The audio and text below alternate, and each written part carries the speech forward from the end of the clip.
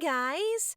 Today we'll be recapping a story called I Am a Daughter Loved by the Devil. Please like the video and subscribe to the channel. It helps us a lot. Enjoy!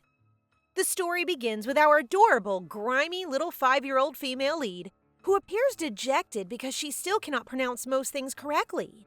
She has been rehearsing lines such as, "Someone will be poisoned," "Count Evelyn is the culprit," and "I need gold for child support." Her name is Mia Evelyn, who has a log as her plushie, and as you probably guessed, she lives in an environment where she is treated poorly. She is imprisoned because she is the daughter of Arcilla Evelyn, an enchanting saintess and the 9th daughter of El Hala, their god. Narapims, angels with holy powers, lived in a heavenly paradise that people could not enter, and they chose special humans known as saints or holy knights. These rare humans and their offspring will be born with dazzling silver hair, and Arcilla's status as one of the select few has resulted in their family amassing enormous wealth and power. However, one day, Arcilla returned home pregnant, but she never said who her baby's father was until the mystery was revealed when Mia was born with jet black hair, indicating that she is a devil. Demons are the Narapim's arch enemies. So after Arcilla died while giving birth to her, they confined an actual baby in a room where a maid can only come in once a day to change her diaper and a tutor drops by once a week to teach her how to write. Are we really calling this a family of saints? Being a demon is not unusual in their empire, as half of the population worships it, but it is not accepted in the Evelyn family, which is known to have produced a saintess.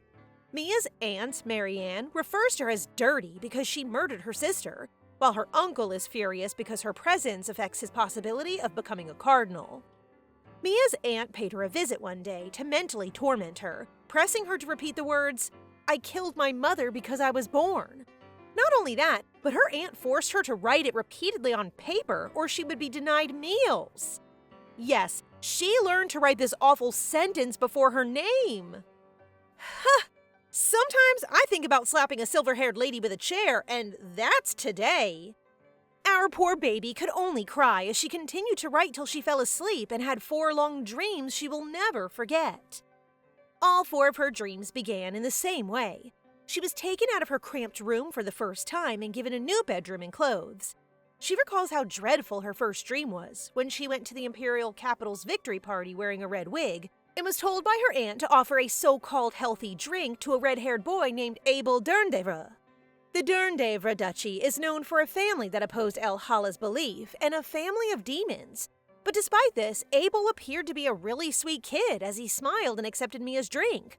As soon as he drank it, he began to cough up blood and sadly passed away, which sparked a great war between the demons and the followers of El Hala. They actually had a child poison someone and made her watch that person die right in front of her? The Evelyns family started the war while Mia remained locked away in their mansion for quite some time, leading her to grow up feeling like she was to blame. When she finally got to leave the place, long after everything had been destroyed, that's when she met her father, the charming Grand Duke of House Dernevre. Okay, Mia's parents have a Romeo and Juliet love story in which her mom loves the enemy's leader, and the Count is hiding her to keep the Duke from meeting her. Still, this was not a pleasant reunion because, despite being unaware, she murdered her half-brother Abel and her dream came to an end there. In her second dream, Mia refused to do what the Count requested, so she was killed, and her half-eaten corpse was placed outside the Dernevre, sparking a war. Crazy, demented old man with a hairline that plays hide-and-seek. Her third dream was the most ordinary. When the maids forced her to bathe in the laundry room on the day of the banquet, she escaped and lived on the streets. She met a nice jewelry store owner and was able to start working there, eventually becoming a manager. Finally, her fourth dream was both strange and brief, as her father repeatedly called her Mel while she slept in his arms. Mia is refusing to believe that her father will ever be kind to her since she believes she killed her mother. But if these dreams are her possible futures, she has decided to make a plan. First, sell information about her uncle's evil scheme to her father for money. Next, ask her father to find her a facility that can care for kids like her, and then live her life with the money she claimed. This is why our short-tongued baby is practicing her pronunciation. Her aunt and uncle showed up today to help her move to a nicer room, and if her dreams are real, a maid should arrive to bring her a meal.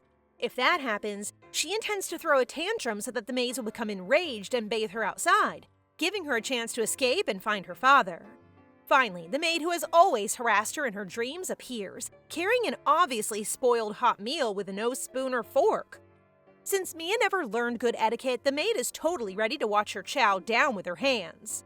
But nah, that won't happen today. Mia instructs the maid to feed her with her hands, which enrages the woman. And when another maid arrives and announces that the count is on his way, Mia begins screaming.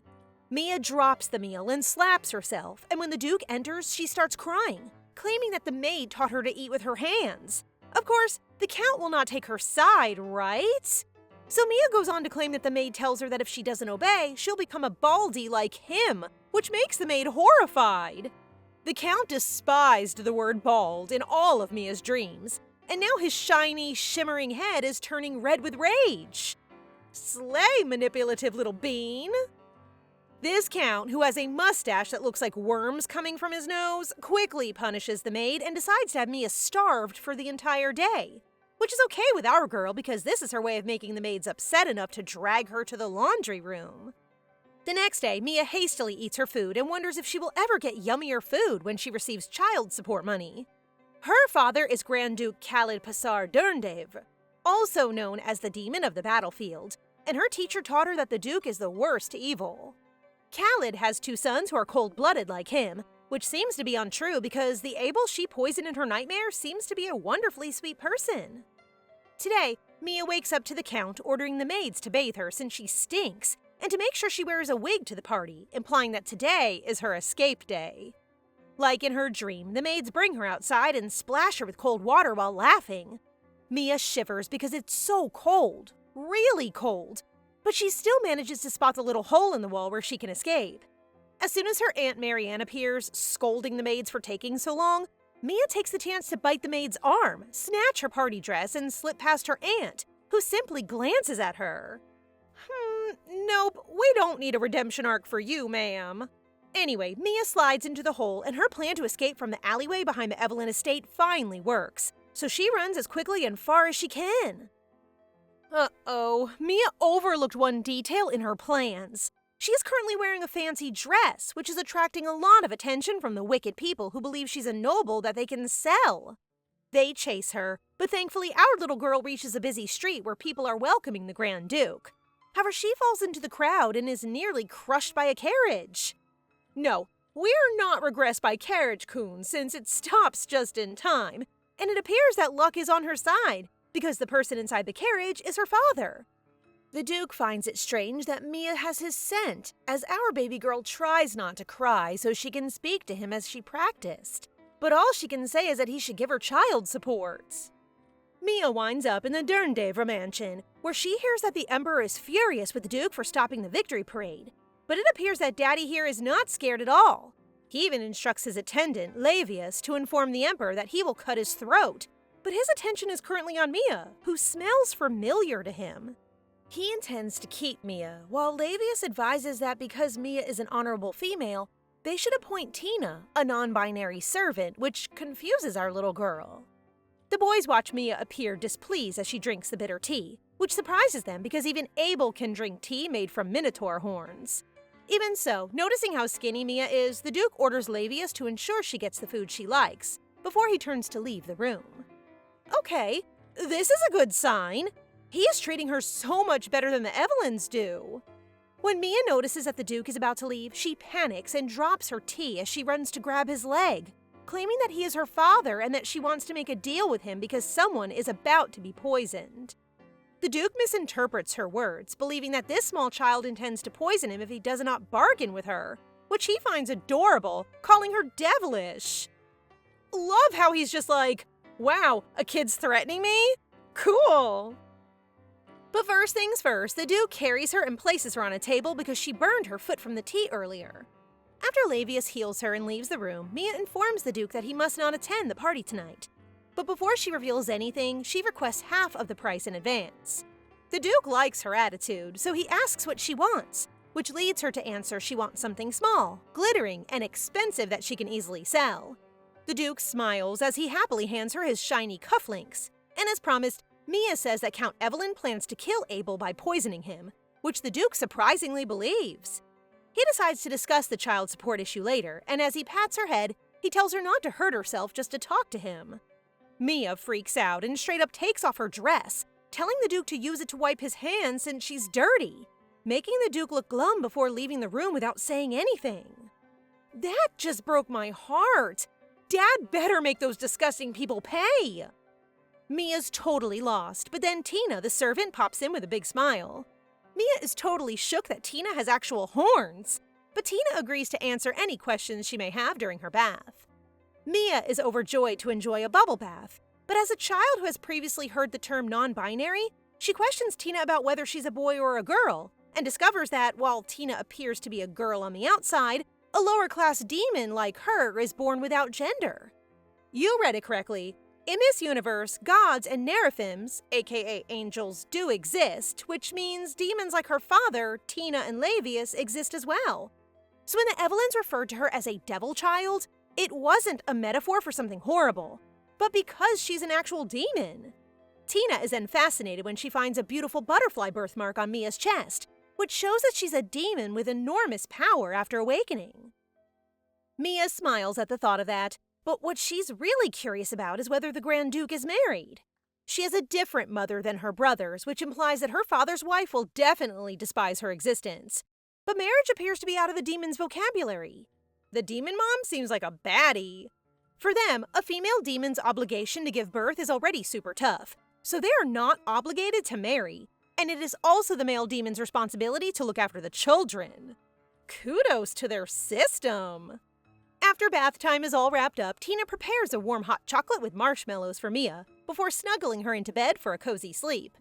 Mia closes her eyes, enjoying her soft bed, her first warm bath, and the delicious drink with marshmallows. She gives a warm smile, thinking that these memories will help her be strong in the future.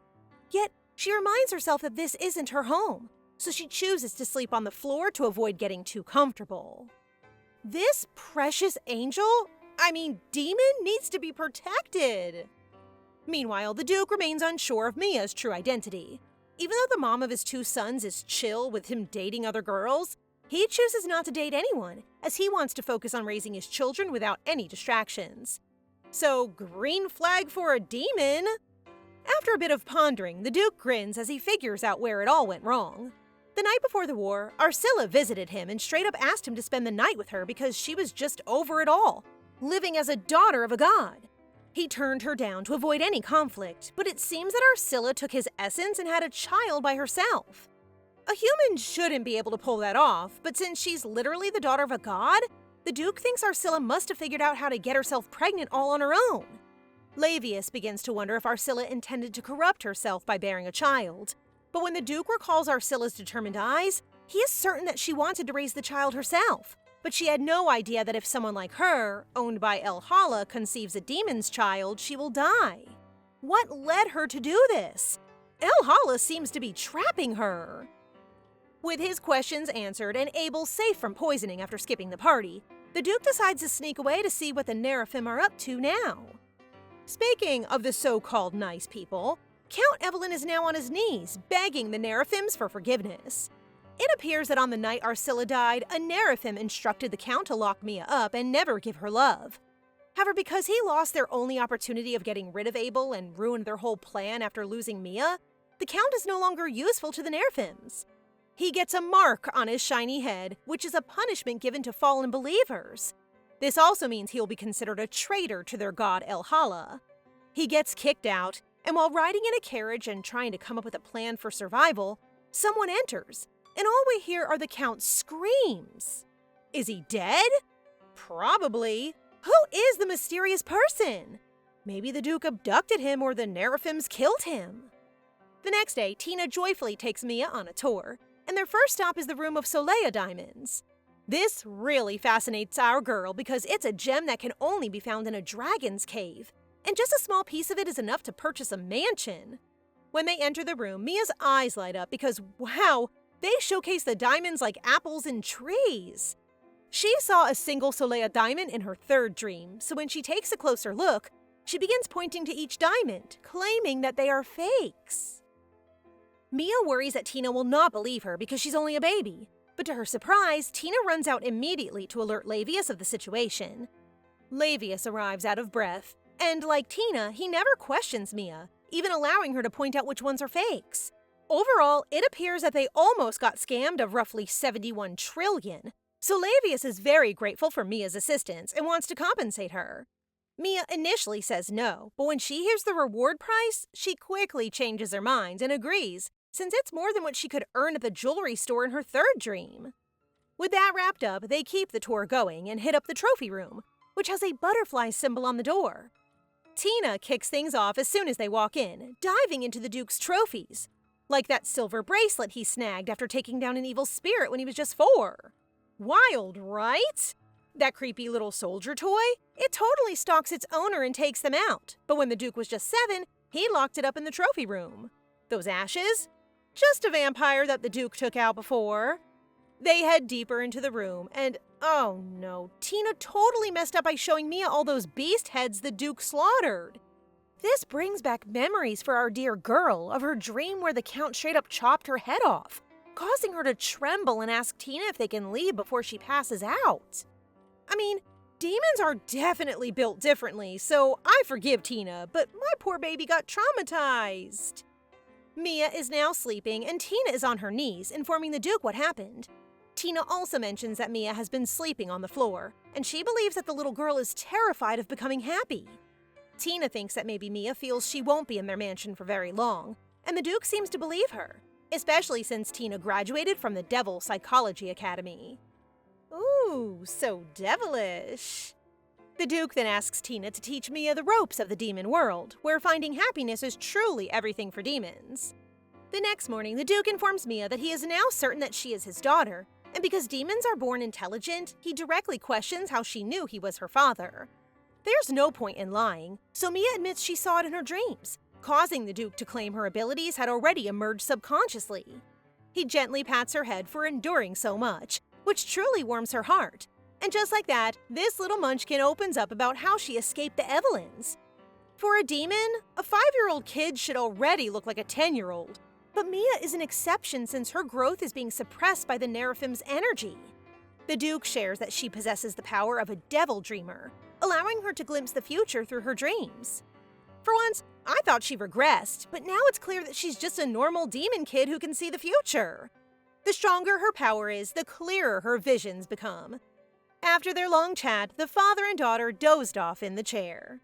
I love how Daddy is mothering.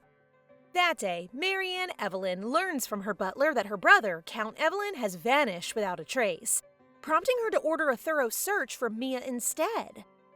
Meanwhile, in House Derndiva, Tina gently knocks on Mia's door to deliver milk and marshmallows, but when she sees the Duke, she leaves the food on the table before leaving. The Duke then informs Mia that female demons are typically sent to the king's palace as soon as they're born, but under his authority, she may stay with him. Mia shakes her head, expressing that she doesn't want to go to the king's palace, believing that if she stays in the Duke's house, she will have the opportunity to run away. Since she's staying, the Duke tells her that she can call him Dad from now on, which excites her. He then considers coming up with a new name for her as he carefully moves her onto her bed.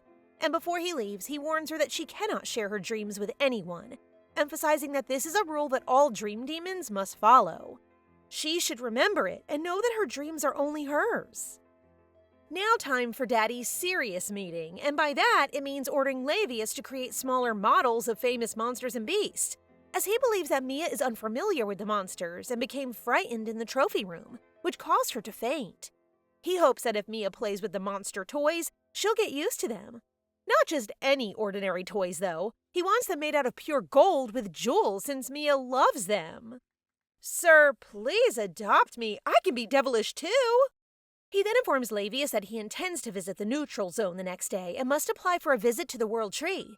According to legend, the World Tree has existed since the beginning of the world. Its roots extend deep into the Earth's hidden corners, while its branches stretch into dimensions beyond reach. Demons and Narapim introduced the World Tree to their descendants, and the tree would inform them of their children's talents and destinies. But before visiting the neutral zone, one must schedule an appointment to show respect. Suddenly, they hear a knock on the door, and when Mia pops her head in, Lavius totally gets a nosebleed while the Duke's horns show up as he orders everyone to get out immediately. Her cuteness is for her dada's eyes only. He then approaches Mia, who excitedly gives him her marshmallow. Mia tells her father that the marshmallow is sweet, and she wants him to try it, which makes him smile, telling her that it looks yummy indeed. The Duke takes a bite and gives Mia the other half, making her smile and blush while thinking that her daddy is such a nice demon. That night, her father reveals that he intends to publicly announce her as his daughter soon. However, before he can do that, he needs to go somewhere and will be away for a few days. He then assures her that his house is her home, encouraging her to accept everything without hesitation. This makes her wonder if he really doesn't mind her being there, particularly since she showed up unexpectedly. To her surprise, her father shares that she has the scent of Derndever, which means she's his daughter. The next day, Tina happily informs her that she'll be responsible for teaching her about the demon world starting that day, which she gladly accepts. Tina then shows her a pyramid-shaped block, explaining that demons are classified into high rank, middle rank, and low rank. The high and middle-ranking demons have genders, whereas the lower-ranking ones are born genderless. Mia then discovers that high-ranking demons have distinct powers that differ from one another, which means no one else has a power to dream like her. Demons also categorize the days of the week very differently from humans. They have a day of lust, a day of delusion, a day of pride, a day of rage, a day of indulgence, a day of gluttony, and a day of void. The day on which a demon is conceived influences their personality. For example, Abel, a demon of fire, was conceived on the day of rage, which aligns perfectly with his inherent powers. I guess I was born on the day of Delulu. Mia is walking down the stairway when she suddenly sees her Aunt Maryanne standing in front of her. How the heck did this girl manage to get in? Maryanne asserts that since her uncle has gone missing, she now has parental authority over Mia and demands that she come closer. Maryanne screams at our girl, and Tina has to swoop in and pull Mia away. But then Tina ends up bleeding and getting burned. The servants trying to grab Maryanne are getting hurt too. But thank goodness Abel shows up after smelling someone holy. So low ranks can't be in contact with the so-called holy humans? Abel grabs Maryanne's face and roasts her with his firepower. Looks like she's dead? After that, he checks in on his sister, whom he cutely nicknames Fluffball, and he smilingly explains that their father is quite busy, so he'll be in charge for now. He then orders Tina to die because she is so weak that she can't protect Mia. Hearing this, the little Fluffball yells at her brother, claiming that Tina was protecting her, and that being weak is not a sin. She begins to cry in frustration, prompting Abel to calm down. But sir, it isn't enough. She wants you to apologize to Tina. Looks like Big Bro is already whipped for his little sis. So after some thinking, he actually says sorry to Tina and leaves with a smile to see what's going on in their mansion. A chaotic, redhead, handsome big brother? Totally my type. As soon as he leaves, Tina bursts into tears, thanking Mia for standing up for a lowly demon like her. Not only does she feel this way, but the other servant demons do as well. So we all know demons are just on another level, right? They don't really get treated. So Mia just goes ahead and wraps them in bandages, and they're completely loving it. Adorable little doc. After that, Mia wonders how her aunt was able to enter an enormous mansion so freely, prompting Tina to explain that House Derndevrij does not have security, considering everyone's just super powerful. Ah, so that's why. Mia is currently in her dream, and she finds herself at a party where she hears demons plotting to kidnap her, or any of the demon girls tonight.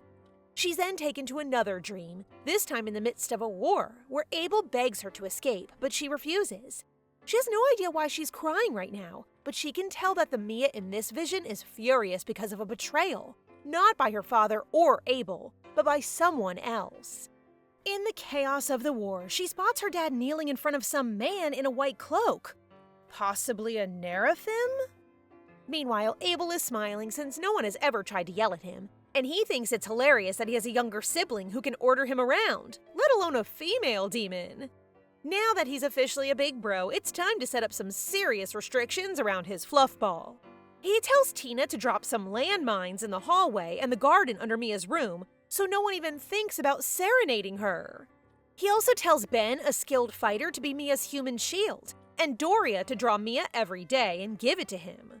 Honestly, Abel doesn't even have to boss the servants around. Just look at them, ready to be a rug so Mia can stomp on them every day. They really went for it, like, step on me, queen! Now, back to our adorable girl. She awakens from that strange dream and becomes really anxious, until she finds a magical, adorable tiger in her room. The big kitty tucks her in to get her to sleep again, which she greatly appreciates because she felt uneasy earlier. The big cat's name is Aitan, and he's actually Abel's spirit animal. Abel gives him some props for getting his sister to sleep, and they're just chilling on the rooftop, keeping watch over the mansion. Ben and Doria introduce themselves to Mia the next day, as Tina will be on vacation for 3 days to recover. They explain that lower-ranking demons have higher self-healing abilities, whereas high-ranking demons, despite their power, heal slowly, and they advise Mia to be cautious at all times. High-ranking demons are often accompanied by middle-ranked demons, who primarily possess healing abilities, which is why Lavius serves as the Duke's attendant. Love how they balance everything and don't let the high-ranking demons be totally overpowered. Big Bro Abel enters her room and offers Mia to go out, but this tiny fluffball prefers to stay at home because they have delicious meals here. He even cites a shop that sells pie with cream and marshmallows, but it's still a no-no. However, when he says he wants to get her a hairpin with jewels, she immediately agrees. Yup, the magic word is jewels, which makes Abel smirk because he now realizes his sister is a materialistic fluffball. Sounds like a bad word? Nope. When demons get called materialistic, it's basically a compliment. While in the carriage, our little fluffball becomes intrigued about Abel's strength, and she discovers that he is ranked 37 in the demon hierarchy. Abel proudly informs Mia that their older brother Kaiyan is ranked 10 and is a demon of darkness, making him cooler than their father. A super sweet middle child who loves his big bro? I'm loving Abel even more! Their father is ranked 2nd since the Demon King is the 1st, which amazes Mia that they have a king. So, similar to how Narapims elect their own god, demons are doing the same thing. Mia learns that their world was previously divided into 3 parts: the demon world, heaven, and the middle realm, which is where humans live. A great war between the demons and the Narapims occurred 7,000 years ago, resulting in the destruction of their worlds. Thus, the 2 groups agreed to sign a pact to cease the fight and coexist in the middle realm. However, Narapims do not want to live among mortals, so they decided to build a sky island where they can live. But here's the catch. It takes a ton of divine power, which they get from faith, so they're very into racking up followers. Unlike them, demons are totally chill with living alongside humans. And the reason female demons get so much respect is that, besides their demon king always being a girl, female demons are way stronger than the guys. The top 10 ranks are all female demons, with the exception of Kaiyan and their father. So hyped to see these baddies! When they get to the jewelry shop, a cute boy instantly shows some love for our little one. Meet Philip, a wonderful human selected by the Grand Duke to manage the store. Just like Narapims who choose humans to be under their guardianship, demons can also make similar choices. So, it's time for some jewel shopping! Interestingly, Mia isn't a fan of the flashy pieces and instead goes for the handcrafted sculpture of a unicorn. Abel wants to show his sister that demons must be greedy, but it looks like she chose the most expensive one. It's handcrafted by a high-ranking demon who infused his powers into it. Abel reveals that demons can pour power into jewels that are suitable for them, and for him, rubies are the perfect fit. He decides to demonstrate how it works by picking a ruby. But the truth is that he goes out to warn Philip not to tell anyone who bought the sculpture. It's actually the Beelzebub family that created the jewelry, and the reason Abel feels cautious about them is that the young one who crafted it has the power of seduction. In the Demon Society, right under the king is the Grand Duke Durnevre, and beneath him are the 3 houses of dukes, one of which is the House Beelzebub. Their 10-year-old son is quite the charmer, but he also has some attitude issues, so there's no way Big Bro will let him get too close to his little fluff ball. Abel is so protective of Mia because her scent is strong, and after her growing phase ends, it will undoubtedly attract a large number of demons. If Mia resides in the palace, the king's scent will overpower hers, protecting her, and the security system there is excellent. Yet their father decided to make her live in their mansion because Abel is ordered to protect her. He promises to beat up anyone who makes a move on her. But for now, he shows her how to infuse his power into a ruby and gives it to her. Mia is overjoyed to get a gift from her brother, and she chooses more jewelry shaped like a butterfly, which is their family symbol.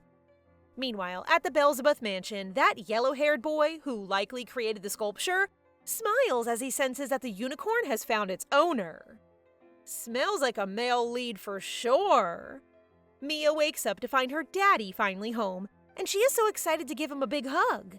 The Duke lets her know that they'll be visiting the World Tree in 2 days, which will help her discover the day she was conceived and summon her spirit animal, leaving our girl in awe. The Duke decides to show off his spirit animal, which happens to be a fairy named Hella. Like, she's hella pretty with that red hair and those jeweled eyes. Mia says hi, but gets nothing back, 'cause only their owner can hear them. When Abel spots his father, he chooses to walk alongside him and discovers that Kaiyan, along with the Demon King, will be attending Mia's banquet party. The Duke listens to his son ramble on, but he can't help but notice that Abel isn't as cute as Mia. It makes him wonder if daughters are just more special, you know? Khaled has the power of death, so everyone fears him, and even his sons keep a bit of distance. But then Mia comes in and gives him a hug, and he thinks it's just the cutest thing ever. His POV and that deadpan expression are just hilarious. He's torn between wanting to show off how adorable his daughter is and keeping that cuteness on the down low. Look at him pulling off that Simba move in his head. Anyway, Khaled has heard about the aunt who attempted to claim Mia, prompting Abel to sneer and say that they have kept the Evelyns family alive long enough. So watch these father and son march into that mansion. Abel effortlessly obliterates everything in sight, and when they arrive at Mia's old room, they stumble upon all the papers she was forced to write. The man who captured Count Evelyn was indeed the Duke, and he was grilling him about Mia. But honestly, it was nothing like he thought it would be. This makes him so furious that he decides to put the Evelyns through eternal death, turning the mansion into a haunted house where they'll keep dying and coming back to life. Like, forever. Super fitting punishment, totally devilish. Mia bumps her head on the table, and while Lavius is healing her, he gets surprised to see that she has developed her horn hubs, which means her baby horns are about to grow. The servants party as if they won the jackpot, and when Daddy learns of this, he declares the day Mia's horn hub celebration day. He treated his sons with the same party, so he's simply being fair. Good to know that he's spoiling his sons too. Since today is the day they will visit the World Tree, Mia dresses up and brings her unicorn jewel. Abel appears exceptionally charming and clean today in his white suit, prompting Fluffball to wonder about his popularity. He confidently claims that his popularity is like the air, which makes her look sad since she misinterprets this as her older brother being unpopular and invisible like air. Is she right, or does he mean that his fame spreads everywhere? I mean, it reaches me, so... Anyway, they're on their way, and Abel explains that the World Tree is in the neutral zone, and if there's a conflict, the World Tree will stop it. He also mentions that the tree is an entity from another realm, which causes Mia to worry that the tree will dislike her because she's a demon with a saintess mother. When they arrive, they are greeted by a priest in training in the neutral zone, but Abel's mood quickly changes when he realizes they are not alone here. There's also a family devotee of the Narapim who wants to be tested. Mia, on the other hand, spots a boy in a hood who smiles and urges her to keep it a secret, which confuses her. But her attention turns to the priest who requests that she follow him. As she's about to proceed up the steps, the human kid intentionally bumps into her, claiming to be a descendant of someone who is clearly unimportant. Abel and the Duke are ready to make the kid pay, but no, little demon Fluffball has it covered. She first asks the child to apologize, but because he refuses to follow a demon, our girl has no choice but to kick him in the butt and send him to fall on his face. She is done allowing anyone to walk all over her, so she makes sure the kick is strong enough to make the kid's nose bleed, causing his parents to be furious. Now that the parents have stepped in, Daddy decides to do the same, and as soon as the humans discover he is Duke Dundeve, the human father bows down and apologizes. Mia used to feel envious of humans with silver hair, but she's moved past that. To keep things calm, she accepts the apology and is ready to head to the World Tree now. When Mia touches the World Tree, it reveals that she's a dream demon born on the Day of Delusion. Oh really? We're the same? Aw, I guess we're all Delulus. The world tree also shares that a demon spirit animal reflects their power, so hers will embody the power of dreams. Mia is so surprised that when she opens her eyes, she's already riding her spirit animal, a unicorn. The unicorn expresses that it can only be with its guardian when it has a name, which makes Mia freak out, and she just shouts that its name is Sugar from now on. Mia proudly reveals her spirit animal, and the Duke is taken aback to discover that it's a baby unicorn. Abel is really impressed because no one has ever had a unicorn as their spirit animal before, making Sugar even more incredible. Mia's thoughts drift back to the hooded guy, so she turns to her father and asks if he noticed anyone. Unfortunately, it seems that neither the Duke nor Abel saw anything either, which kinda makes her sad. As the Derndever family departs, the hooded figure reveals himself, pleasantly surprised that Mia has noticed him. He's definitely the male lead. He borrowed an artifact from the king, and seeing how a little girl reacted to him sparked his curiosity. For now, he heads to the World Tree to learn more about the prophecy that says he will die for someone. We haven't seen his face, yet he's already talking about dying. They are now back home, and our precious Mia is having a great time eating so much food, as her father and big brother argue since Abel was the first to suggest that they buy her a gift. They are really fighting for her love. The Duke wonders what Mia wants, the Emperor's head or a young Narapim as a slave. Just say the word, darling. Mia believes this is simply her dad's sense of humor, which makes him look quite pale as he confirms that, yup, he is indeed joking. We don't do lying in this family, my good sir. So Abel spills the tea that their dad is actually telling the truth, because on the day he received his spirit animal, their dad had no trouble giving him a baby dragon. All Mia wants to do is study because she fears that one day their dad will have another daughter who is beautiful and more devilish than her. So she wants to be independent. She wants to learn about the demon world, master her powers, and level up her business game, because she's set to be a girl boss and take over the jewelry market. The next day, Tina takes Mia to her classroom where she is greeted by her new teacher, Nevis Lilith. How can a demon be so angelic? Our little munchkin is overjoyed to meet a female demon, and Nevis is as well. As she gently caresses Mia, she can't help but feel a pang of sadness for the mistreatment Mia faced from the Evelyns. Nevis shares that Mia is the first female demon she's encountered in quite a while. So, female demons are really rare, huh?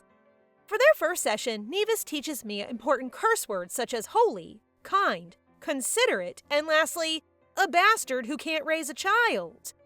Parenting is vital for demons, and fun fact, Khaled was dubbed the best dad every year while raising Abel. Well, that's because Abel is a fussy child who once blew up their king's palace. Meanwhile, the terms heartless, cunning, selfish, and unethical are important demon compliments. Nevis then advises Mia to be meaner and not give up what she has, which truly resonates with Mia. Mia makes an adorable gesture as she confesses her want to be very rich, causing Nevis to laugh out loud before poking her nose and adding that having ambition is excellent. She then flashes a smile and says she hopes her own daughter is like Mia. Oh, she's a mommy? Returning to the lessons, Nevis informs Mia about their Demon King's massive and faraway nation. After reaching a contract with the human emperor, no humans can access the location, implying that it is solely for demons. And Mia's lack of fear prompts Nevis to consider that she may one day become a wise king. However, their lessons are interrupted when Daddy arrives to pick up his daughter, and he advises Mia not to get too close to Nevis, or she may be bewitched by her. Sir, you warned us too late. We're now under Mommy's spell. The Duke takes the little cunning jewel lover to a room gleaming with gold. He also shows her all the gold monster toys and tells her that everything in this playroom is hers, and that she may use all of the money to create her own business. Mia may love money, but this is too much for a child, prompting Papa to assure her that it is only for her early education and child support for the first 5 years of her life, causing her to jump into her bed of gold in delight. Being a Napo baby is the dream. Today, Laevius visits Mia to ask for her assistance because the Grand Duke's mind is preoccupied with organizing events such as Genius Mia's Day, the Money-Obsessed Devil's Day, and the Jewel-Loving Children's Day. As a result, he has ignored crucial paperwork about the future of House Derndever. Thus, Laevius begs Mia to persuade her father to work, The paperwork is already as tall as Lavius, showing that this is a serious situation, so she plans to help. But because she's pretty devilish herself, she demands that he give her something in exchange. Mia has plenty of money and clothing, so Lavius bribes her with all the marshmallows in the world, surprising this little girl. This is easy peasy for Lavius because he oversees all of the food in their mansion and will have no trouble arranging arrangements to obtain all of the marshmallows available, causing this marshmallow enthusiast to drool and seal the deal with him. At dinner with her dad and Abel, Mia declares her love for demons who excel at their jobs and promises a kiss on the cheek to the best one, leaving the boys quite confused. This kind of affection seems new to them, so Mia gives Tina a sweet kiss on the cheek as an example, which, oh no, makes them really mad. All I can say is, rest in peace, my fave maid. The boys can't believe Tina got Mia's first kiss, but Tina seemed to be ready to die happily now, causing Abel to almost help her with it. Mia definitely won't let her maid die, but noticing how upset her dad and big brother are at the moment, she decides to switch things up a bit. She announces that the person who accomplishes the most work will be the lucky one to receive a kiss from her. The father and son exchange a serious stare for a second, and then they leave to get stuff done. Hello, my friend is totally down to sacrifice herself to give both dad and brother a kiss. Just letting you know. Who suffers the most from this family war? Well, it's the Duke's assistants. Mr. Jaius, the Duke's executive assistant, shares some concerning reports about a medicinal mandragora that is being distributed, which has unfortunately led to the deaths of 3 individuals. They don't have information about the manufacturer, but it's being sold on the black market, so the Duke has ordered to capture and interrogate all the sellers. Even though they're grinding hard, Lavius is low-key enjoying it because his master is finally putting in the work, and he's grateful to Mia for that. Just after a few days, Tina has noticed that Mia has grown a little taller, making our baby girl squeal with joy. Aw, please don't grow too fast, our little demon. As the Duke carries his baby daughter, he introduces her to the demons who work under him. She stretches her arms wide, joyfully exclaiming that his office is enormous. But all the officers look so frightened, almost like they've seen a ghost, because it appears that Mia has accidentally hit her father in the face. Guys, chill. Even if Mia gives him a good hit, I bet he'll just compliment her on her strength. The Duke smiles as he tells her that he has finished a lot of paperwork, so now it's time for her to pay what she promised. Mia quickly glances at Lavius to see if this is really true, and when Lavius gives a thumbs up, our little girl sweetly kisses Daddy on both of his cheeks. All the workers cry in jealousy, so sly Mia strolls over to Jaius and sweetly asks if he thinks she's cute, causing the big guy to have a heart attack and fall. Abel rushes in, but when he catches that smirk from his dad about losing the bet, Big Bro just screams in defeat. Poor Big Bro. Today marks another session with Mommy Nevis, and this time Mia has brought Sugar along as a plushie. Nevis explains that they will learn how to harness her skills today, but first, she demonstrates what she can do by creating water from her hand. Yes, Mommy is a water demon. Mia discovers that her dream power is more difficult to control and manipulate, but because Nevis is not your ordinary teacher, she has no doubt she can teach Mia how to use it. Alright, let's dive into the basics of Dream Demons 101. First, they have the ability to see the future through dreams and choose which ones will come true. Secondly, they have the ability to enter other people's dreams. Third, they have the power to create fake dreams. And fourth, they can plant those dreams in other people's thoughts. Fifth, cause others to fall asleep or wake up. Lastly, they have the ability to tame night hags, also known as demons in dreams. The previous dream demon fully took charge of the dream world and had the ability to command succubuses, the female night hags, and incubuses, the male night hags. Night hags feed on people's dreams and are difficult to catch, but if Mia can train a large number of them, she'll be able to move more easily from dream to dream. Our little night hag trainer is ready to catch them all. It seems the previous dream demon has a very playful side, as she loved hunting night hags and forming harems with them, which puzzles our innocent baby, who has no idea what a harem is. It was at this moment that teacher knew. She fluffed up. Nevis thinks about it for a moment before smiling and explaining that a harem means she can choose a different lover every day. The concept doesn't quite make sense to Mia, so to put it simply, Teacher Nevis says it means she can play with as many night hags as she wants. Phew, safe. Next, Mia wonders how demons die, given that she is now the dream demon, which means that the previous dream demon has died. The previous dream demon appeared to have tried but failed to claim the king's throne.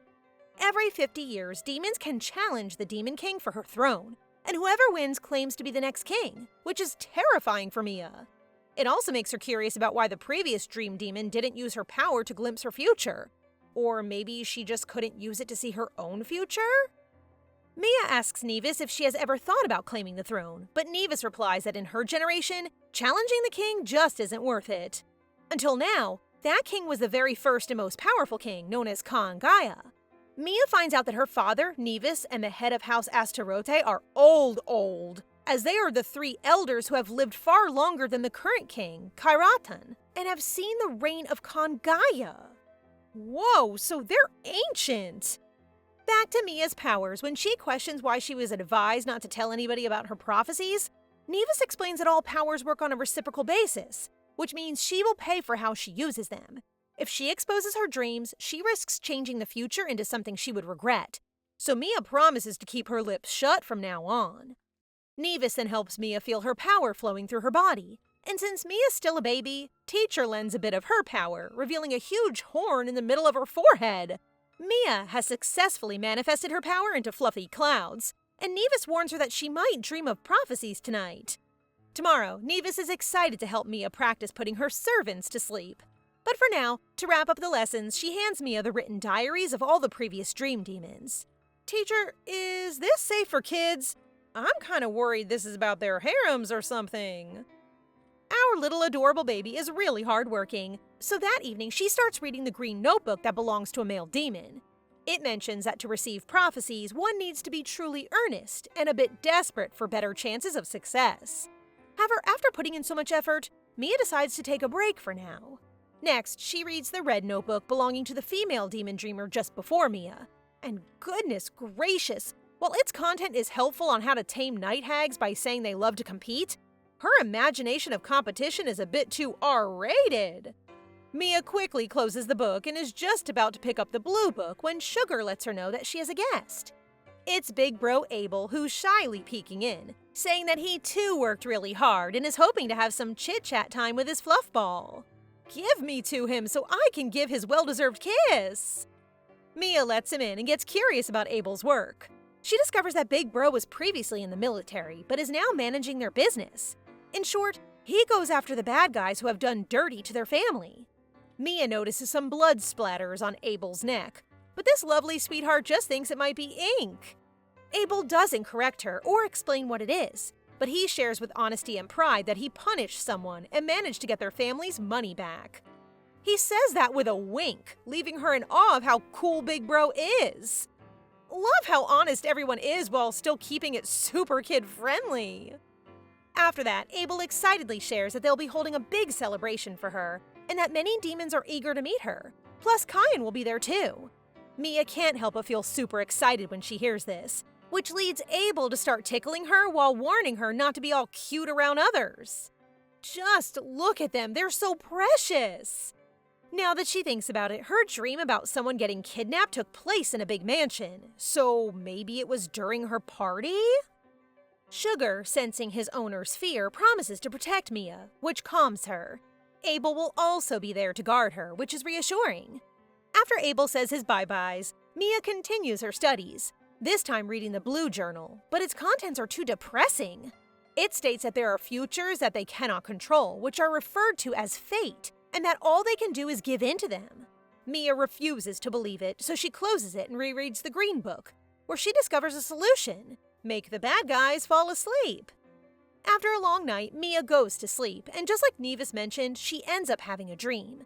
She finds herself in a temple, and for what she's hearing, it appears that the Narapims are working with the demons. She quietly listens in on the conversation of Elhala's followers and feels a wave of horror as she discovers they are behind the kidnapping incident. They also mention a weapon, which leaves her completely confused about what to do. Mia then finds herself in another dream where she sees Abel comforting her after her business doesn't go as planned. Abel thinks it would be great to get designer June on board since he's the genius behind waterproof fabric.